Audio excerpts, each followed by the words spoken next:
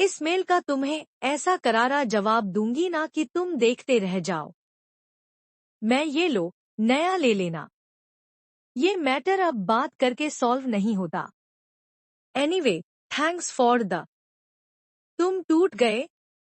मैं आपको बाद में सब कुछ समझा दूंगी और मुझे पता है कि आप हमेशा की तरह मेरा साथ देंगे। लेकिन शादी न होने पर अनिरुद्ध ने गुस्से में उठाया बहुत बड़ा कदम। जी हाँ दोस्तों, सीरियल झनक की कहानी उस मोड़ पर पहुंच चुकी है जहां शादी के दिन सबसे बड़ा तूफान आ जाता है। जब अर्शी अचानक शादी में आने से इनकार कर देती है और तलाक के कागजों पर साइन करने से भी मना कर देती है। वह बीमार होने का बहाना बना लेती है ताकि अनिरुद्ध और झनक की शादी रुक जाए। यह सब देखकर अनिरुद्ध समझ जाता है कि यह सब अर्शी और सिद्धार्थ की सोची समझी साजिश है।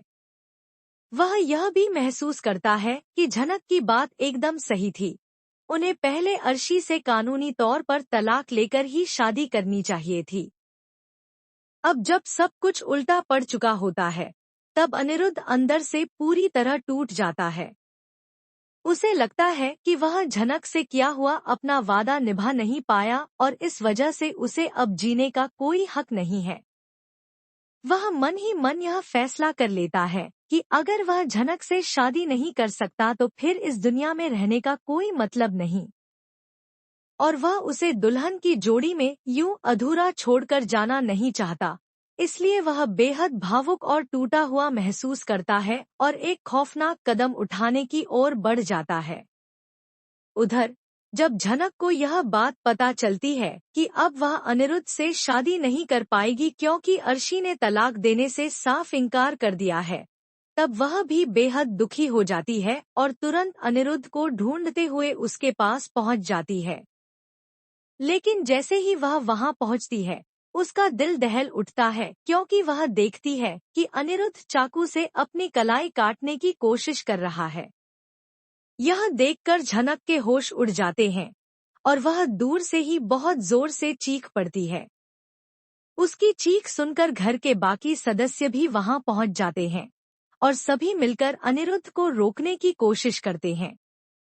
झनक की वजह से अनिरुद्ध की जान सही समय पर बचा ली जाती है, लेकिन वह अब भी पूरी तरह टूट चुका होता है। वह रोते हुए झनक से कहता है कि मैं तुमसे शादी नहीं कर सकता, मैं मजबूर हूँ। अर्शी सिर्फ हमसे बदला लेने के लिए ऐसा कर रही है। मुझे तुम्हारी बात मान लेनी चाहिए थी, पहले तलाक लेना चाहिए था, फिर शादी की तैयारी करनी चाहिए थी। लेकिन अब तुम दुल्हन बनकर भी मेरी दुल्हन नहीं बन पाओगी। इससे बड़ा दुख और क्या होगा। यह सुनकर झनक की आंखें भर आती हैं, लेकिन वह खुद को संभालते हुए अनिरुद्ध को दिलासा देती है। वह कहती है कि अगर अर्शी ने हमारे साथ ऐसा किया है तो हम हार नहीं मानेंगे। हम मिलकर उसे जवाब देंगे और अब अर्शी को तलाक तो देना ही होगा।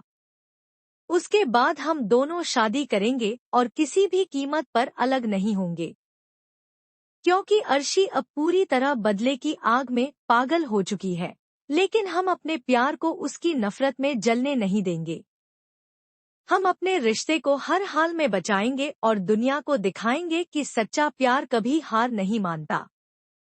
तो दोस्तों, अब देखना यह होगा कि क्या झनक बन पाएगी अनिरुद्ध की ताकत, और क्या अनिरुद्ध झनक से दोबारा शादी करने के लिए हिम्मत जुटा पाएगा। आपकी क्या राय है, कमेंट में जरूर बताएं।